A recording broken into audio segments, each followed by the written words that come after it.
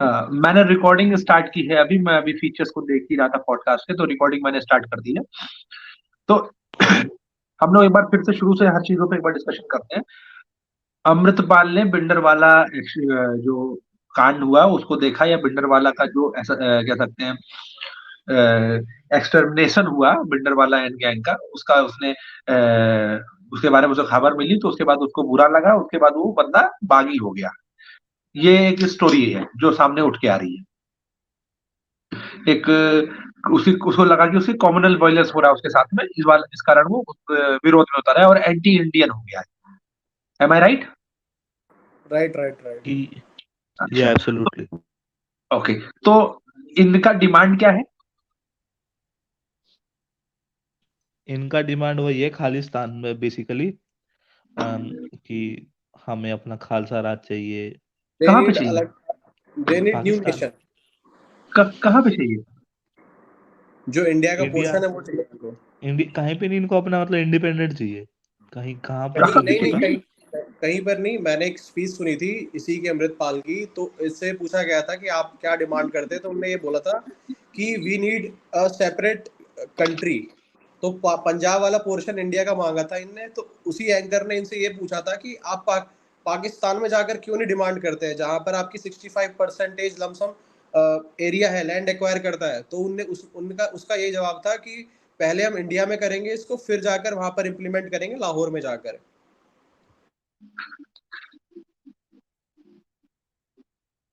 India में चाहिए? Yes. हाँ जी, लौड़ा मेरा।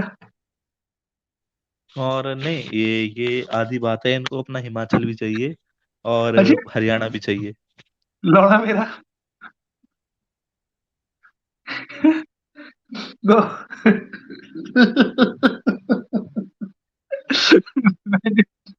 क्या क्या चाहिए? हैं? बच्चा है, मेला में घूम रहा है, उसको ये भी चाहिए वो भी चाहिए, सब चाहिए भोसड़ी का। नहीं नहीं, एक गाना भी सुना होगा आपने, वो दीप से उसका था, सिद्धू मूसेवाले का। उसने बोला था ना, वही जो चंडीगढ़ मर गया। हिमाचल पे हरियाणा दे दो। उस हम्म। गाने में ये भी जिक्र करी थी उसने। और उसने कहा था जो लोग SYL में मरे थे उनको रिहाई दे दो, कोई लोग उनकी गवाही दे दो। बेचारा तो वो खुद ही मर गया ना। दे तो दी गवाही। हो गई गवाही, चलो। ठीक है।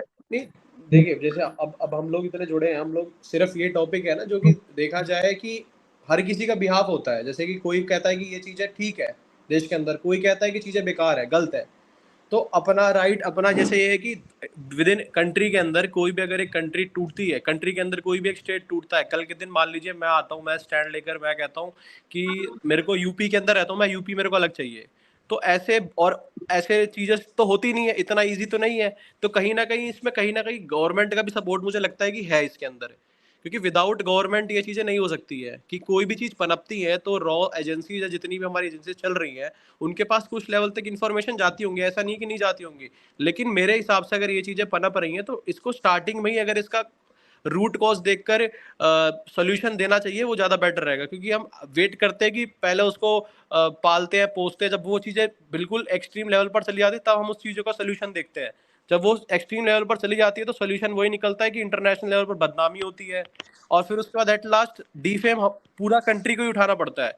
अभी देखा जाए यूके के अंदर जो नेशनल फ्लैग के साथ चीजें करी गई, विद इन कंट्री रहते हुए ये चीजें नहीं होनी चाहिए कि एक इंडिया का फ्लैग नीचे लहराते हुए ऊपर खालिस्तान का फ्लैग लहरा रहे हैं। रिस्पेक्ट है, लेकिन ये चीजें नहीं, एक एम्बेसी के अंदर जाकर ये चीजें करना मतलब आप एक तरह से क्या दिखाना चाह रहे हैं आउटर तो कंट्री के अंदर की इंडिया देखो, इंडिया मतलब। अगर देखो अगर यूके के अंदर ऐसा हो रहा है और यूके की गवर्नमेंट चुप है, तो इंडियंस को यूके के साथ जो लोग, यूके से जो लोग यहाँ बिजनेस करने आ रहे हैं, यूके से जो लोग यहाँ पे तमाम यूके की जो एजेंसीज हैं, उनके ऊपर दबाव डालना चाहिए। अब दबाव बनाइए, अब दबाव आप किसी भी प्रकार से बनाइए, दबाव बनाइए, तो यूके गवर्नमेंट को रिस्पॉन्स देना पड़ेगा। अगर वो ये सोच रहे हैं कि हम freedom of speech and expression के नाम पे इंडियन फ्लैग को जलाएंगे, यूके में बैठ के उनके ऊपर कार्रवाई नहीं होगी, तो भाई एक एक इंटरनेशनल प्रेशर नाम का भी एक कॉन्सेप्ट होता है, इंडिया बना सकता है, बहुत बेहतर तरीके से बना सकता है। We have businessman all over the world, we have ties all over the world, और एक बहुत छोटे से फ्रैक्शन के मुकाबले इंडिया की जो मेजोरिटी है बहुत स्ट्रांग है। तो प्रेशर अगर चाहे तो हम बना सकते हैं, इजिली बना सकते हैं। हाँ, वैसे हमारे बीच में डॉक्टर कृष्णा जुड़े हुए हैं, वो भी इस टॉपिक से अगर जुड़ी कुछ बात रखना चाहे, बहुत देर से कोशिश कर रहे हैं। बिल्कुल बना सकते हैं।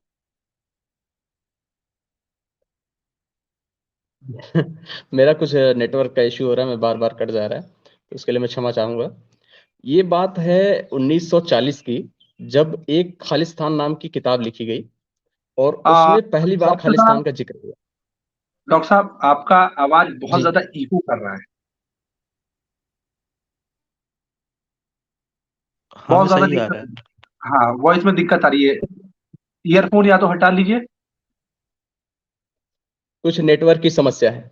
चलिए मैं यही हटा देता हूँ। नेटवर्क की समस्या। अभी आवाज ठीक है? I think it's a network issue, yes it's network issue. तो थोड़ा सा आवाज आपकी बहुत दिक्कत हो रही है, पूरा वीडियो में समस्या होगा। मैं थोड़ी देर बाद आता हूँ फिर, हाँ, आप थोड़ी देर बाद जुड़िए पूरा। मतलब तो जाके। हाँ, नेटवर्क एरिया में आइए आप।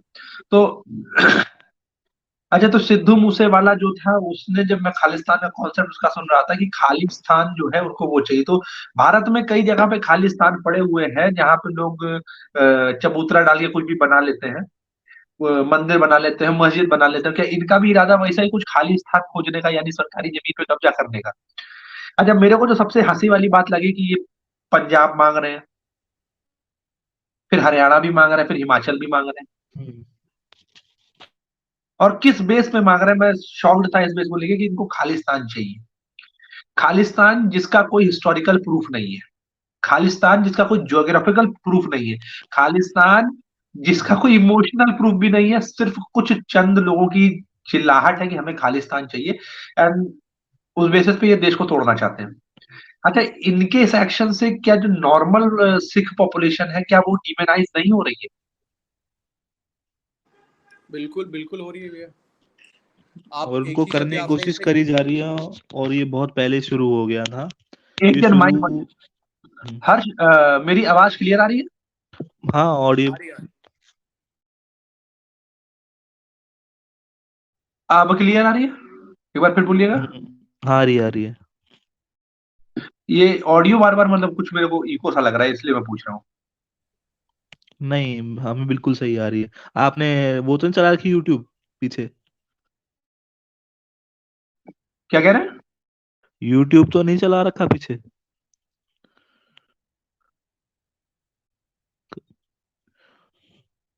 मुझे लगता है आपका यूट्यूब चल रहा होगा, तभी डबल आ रहा होगा।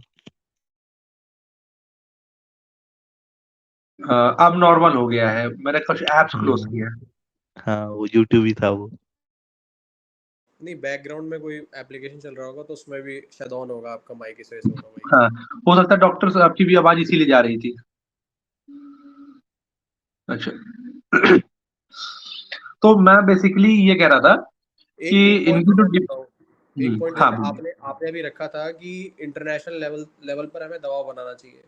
तो आप जैसे कनाडा में देखेंगे, इफेक्ट मतलब डेटा के हिसाब से तो नहीं पता देखा जाए, लेकिन पंजाब पॉपुलेशन जो है आधी से ज़्यादा माइग्रेट हो गई है, जो कि कनाडा पहुंच गई है, जो कि इंडियन वाला भी है और पाकिस्तान वाला भी है।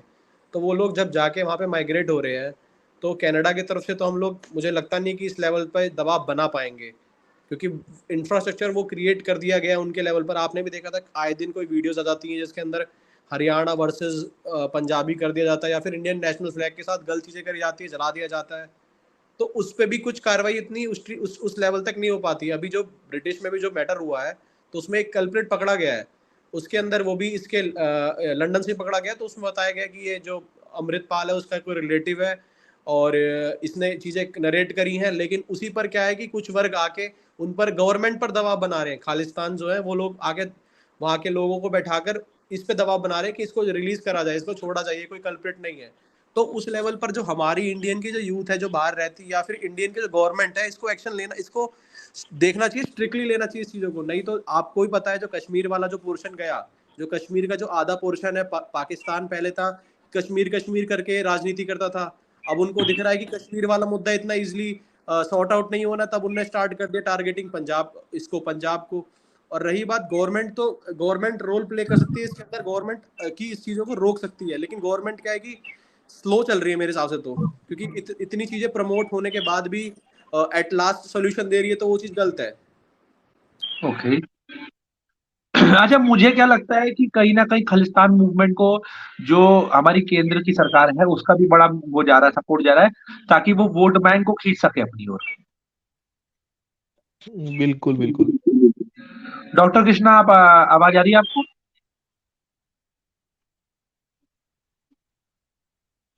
डॉक्टर कृष्णा, आ रही हो हियर? डॉक्टर कृष्णा, आप बोल रहे हैं? मे बी कोई नेटवर्क इशू होगा। उनको नेटवर्क इशू है। अच्छा, तो हमको जो समझ में आता है कि कहीं ना कहीं इसमें सेंट्रल का भी हाथ है कि मुद्दों को इतना गर्म कर दो, इतना उबला दो कि वहां की जो रेस्ट ऑफ द पॉपुलेशन है वो मजबूरन सेंटर की ओर भागे। उसके बाद में they will use the army and extreme force to control all that जो राइजिंग हो रही है, अपराइजिंग हो रही है, जो जितने भी रिवॉल्ट्स खड़े हो रहे हैं उनको आर्मी का यूज करके क्रश कर देंगे। जो मुझे समझ में आता है कहीं ना कहीं इतनी पावरफुल गवर्नमेंट होने के बाद में, इतना पावरफुल सेंटर होने के बाद में, अगर इस तरह की चीजें पनप रही हैं, उखड़ रही हैं, निकल रही हैं, तो कहीं ना कहीं सेंटर चाह रहा है कि ये और हो, ताकि लोग इनको एक खुला हाथ, फ्री हैंड के साथ ये इसको खत्म कर सकें।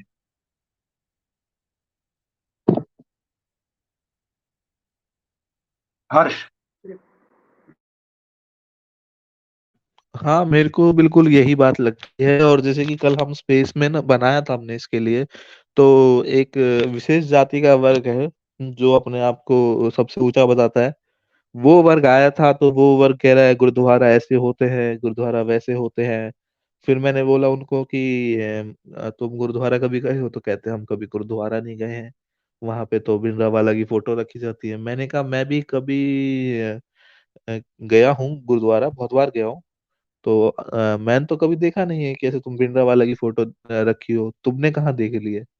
और फिर जब मैंने उसको ये थोड़ा खोलना शुरू हुआ कि जब वो ब्राह्मणों को दे दिए थे, जब आजादी के बाद में, जब इन्हें रिवोल्ट किया इसके लिए कि भाई हमें वापस मिले, तो फिर तब वो व्यक्ति भाग गया वहां से। तो एक ऐसा वो वर्ग भी है जो इसलिए जलता है क्योंकि उनको मिल गए थे गलती से और उससे छीन लिए गए। अब वो पता नहीं ऐसा क्यों जलता है, किससे जलता है, अच्छा, वो भी इनके लिए मुझे पूरा एजेंडा खोल के रखता है।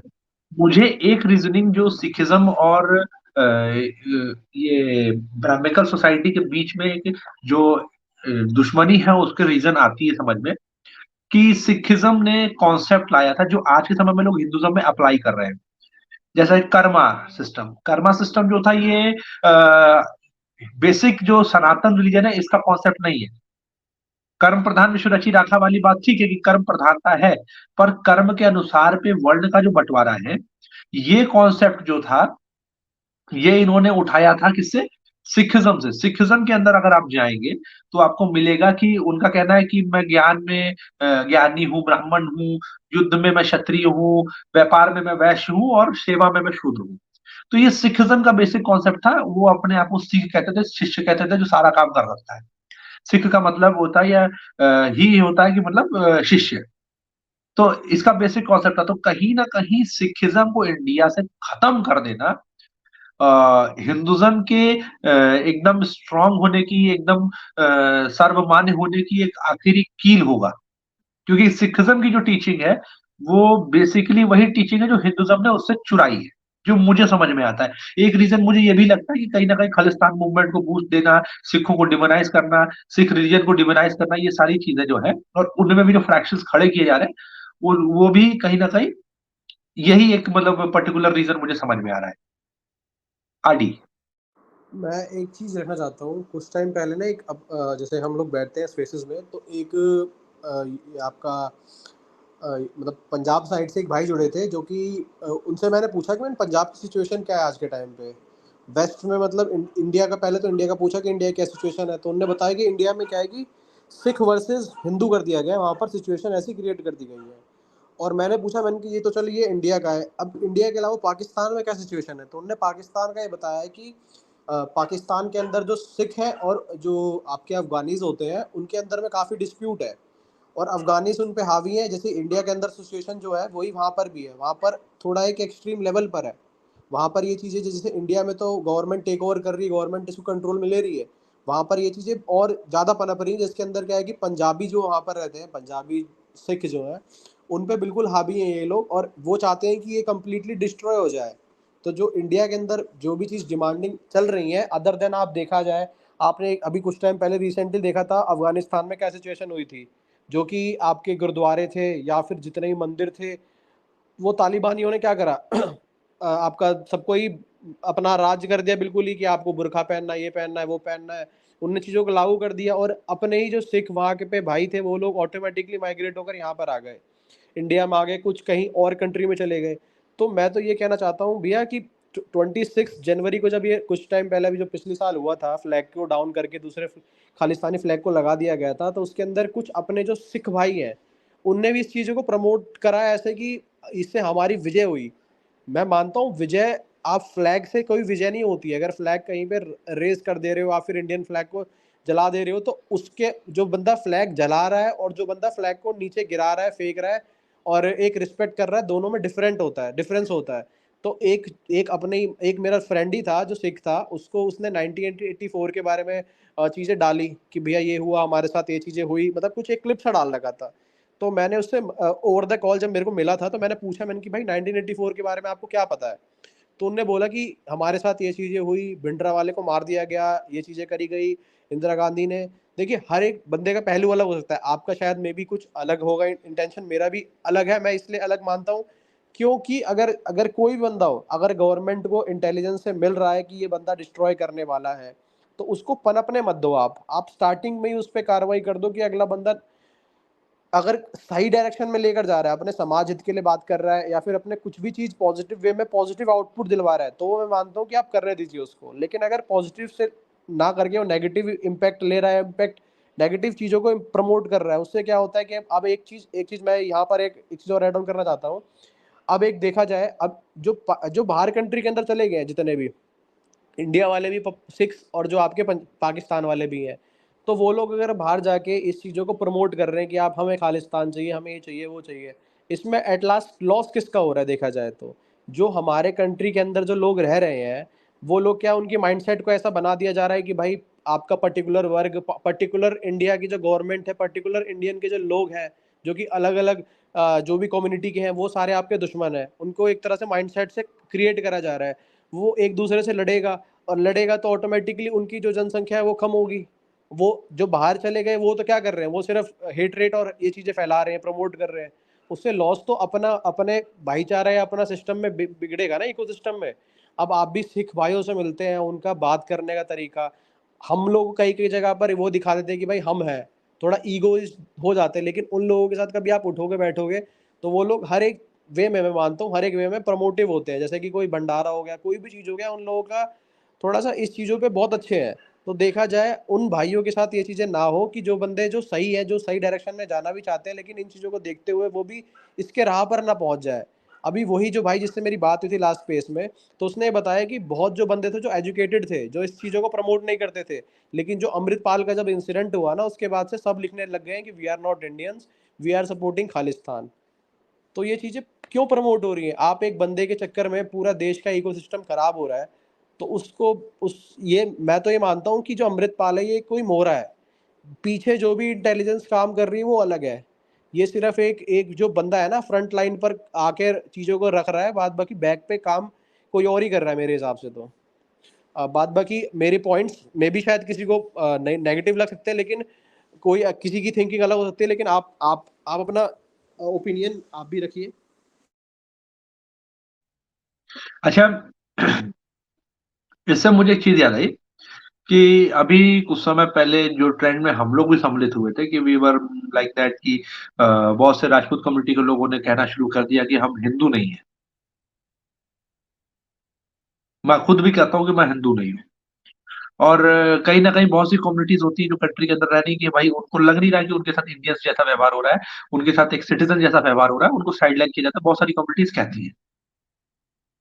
तो ये फेलियर ऑफ सोसाइटी होगा या फेलियर ऑफ सिस्टम होगा? इन माय या opinion it's a failure of system. Failure society of को system? Completely. So, because of the failure of system, the citizen of this country are not considering themselves a citizen of this country, क्योंकि उनको उनके rights नहीं मिले, उनके साथ justice नहीं हुआ। देखिए भैया, जैसे अभी हम लोग भी क्षत्रिय हिंदू नहीं है, जब हमने चीजें पढ़ी, हमने भी चीजों को अंडरस्टैंड करा। आप देखा जाए, अगर अगर हम हिंदू अपने आप को मानते हैं, तो being a Kshatriya, being a Rajput, आप भी देख रहे हैं हिस्ट्री के साथ क्या क्या चीजें हो रही हैं। और हिस्ट्री के साथ साथ अलावा कोई कोई बलवंत, जैसे यूपी के अंदर कोई एक मैटर हुआ, बिहार के अंदर हो रहा है दिन, तो दिखाना फ्रंट लाइन पर दिखाया जा रहा है कि आप शूरवीर हो, आप ये हो, आप वो हो, लेकिन रियलिटी तो कुछ और है अपने समाज की।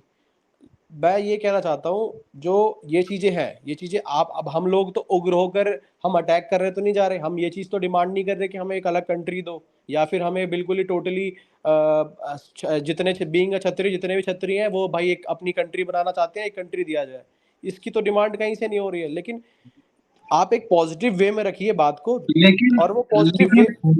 लेकिन अब हमें गौर करना पड़ेगा।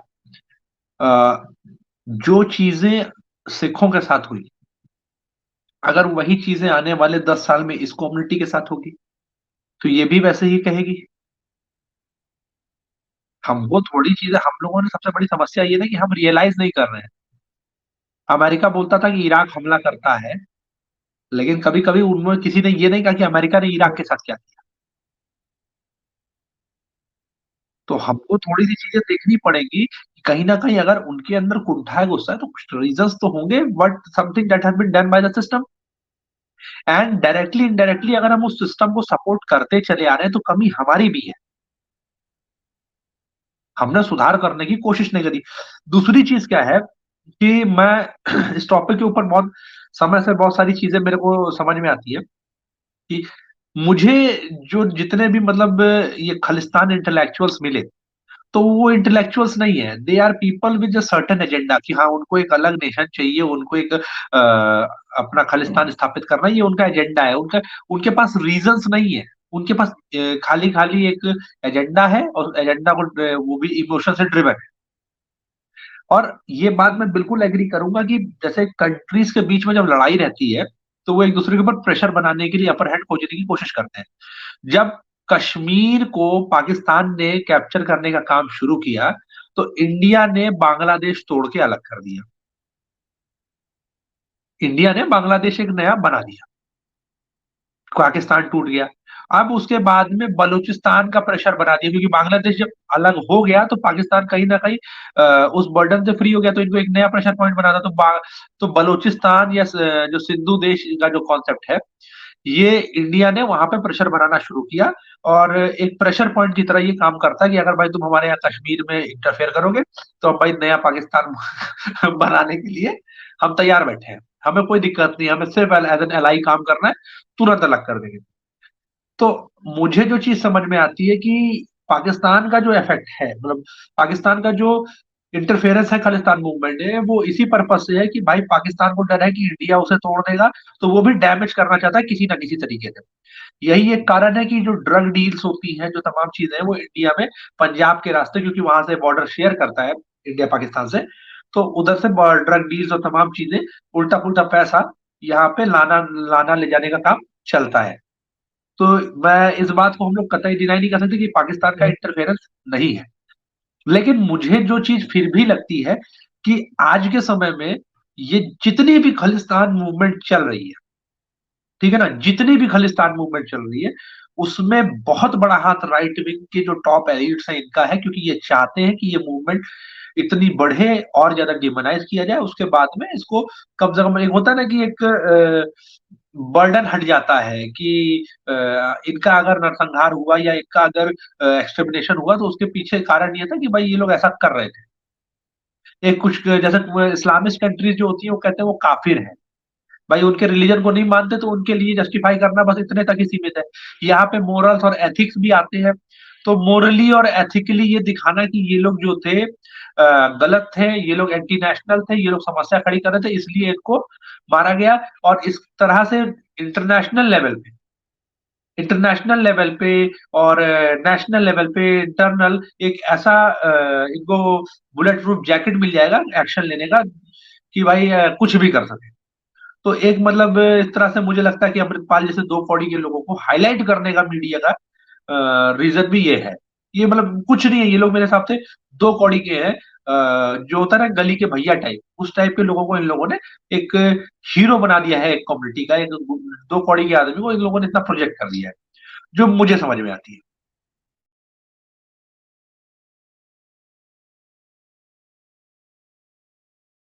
नहीं बिल्कुल, आप जैसे मैंने भी कुछ टाइम पहले बोला था ना कि जो अमृतपाल सिंह है ये कोई फ्रंट लाइन वाला बंदा नहीं, मेन कल्प्रिट ये नहीं है। इसके बैक पर जो भी चीज़ चल रही है वो कोई और ही है। तो गवर्नमेंट भी रोल प्ले कर रही हो या फिर कोई भी इसके अंदर, देखिए इतनी सारी अपनी सीक्रेट एजेंसीज हैं जो कि इसको इन्वेस्टिगेट करके चीज़ों को डिकोड करके लाए चीज़ों को फ्रंट लाइन पर, कि भैया पता चले कि एग्जैक्ट है क्या मैटर ये। क्योंकि जो आपने जो पॉइंट बोला ना, तो मैंने स्टार्टिंग में यही वही तो रखा कि 100% में से 20 से 10% होंगे जिनको पता होगा कि हम ये क्यों डिमांड कर रहे हैं। बाद बाकी 80% ऐसे है कि जिसको कि भाई खालिस्तान है, डिवीजन है, या फिर कुछ और, किसी को कुछ और चीज़ें बताई गई, किसी को कुछ और चीज़ें बताई गई हैं, और वो उस हिसाब से लेकर आगे पॉइंट्स को लेकर चल रहे हैं, क्योंकि किसी को पॉइंट्स क्लियर नहीं कि क्या क्या चीज़ चाहिए। फर्स्ट प्रायोरिटी पे तो ये लोग मांग कर रहे हैं खालिस्तान का, जिसके अंदर भी मेरे हिसाब से 20-30% ही होंगे, ज़्यादा नहीं है कि टोटली पूरा 100% इंडिया का पंजाब जो है वो इस चीज़ की डिमांड कर रहा है। लेकिन जिस हिसाब से चीज़ों को प्रमोट करी जा रही है, आपको ही पता है कि सोशल मीडिया एक प्लेटफॉर्म है जिसके अंदर कोई भी चीज़ हिट करवाना है, कोई भी चीज़ फेमस करवाना है, ऑटोमेटिकली हो जाता है। मान लीजिए मैं अगर कोई बीइंग कोई क्राइम करता हूँ या फिर कोई चीज़ मतलब देश हित के लिए काम करता हूँ, तो देश हित वाला मतलब जल्दी प्रमोट हो जाऊंगा। मतलब फेमस होना, आपको ही पता है, कोई अगर अच्छा पॉइंट दिखा रहा है, रेलिवेंट पॉइंट दिखा रहा है, तो वो फेमस ऑटोमेटिकली हो जाएगा। लेकिन बहुत सारे लोग ऐसे हैं कि वो फेमस नहीं हो पाते हैं, जो रियलिटी होना चाहिए। बट हम लोग क्या करते हैं, ऐसे लोगों को जो जिनका मतलब कि कोई एग्जिस्टेंस नहीं होना चाहिए, लेकिन उनको हम फेमस कर देते हैं। अब आपको भी पता है सितंबर में आया हुआ बंदा, कितना सितंबर से आज मार्च चल रहा है, मतलब अराउंड 5 to 7 मंथ्स ये में बंदा कहाँ से कहाँ पहुंच गया, जिसके अंदर कुछ टाइम पहले आपने देखा कि कितनी भीड़ इकट्ठी हो गई। तो कहीं ना कहीं इसके पीछे का कोई ना कोई तो इंटेलिजेंस है ना, जो कि इस चीज़ों को रन कर रहा है। बात बाकी, थैंक यू हर्ष भाई, आप बोलिए, बात रखिए।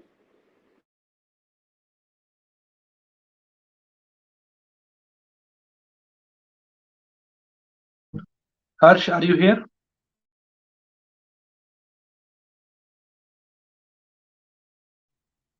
अच्छा चलिए, मेरे को लगता है कि आज का लाइव सेशन काफी बेहतरीन रहा और आगे भी हम लोग इस प्रकार से जुड़ते रहेंगे और बेहतर से बेहतर तरीके से कोशिश करेंगे कि हम लाइव सेशंस रखें और इस प्रकार से हम लोग डिस्कशंस करते रहें।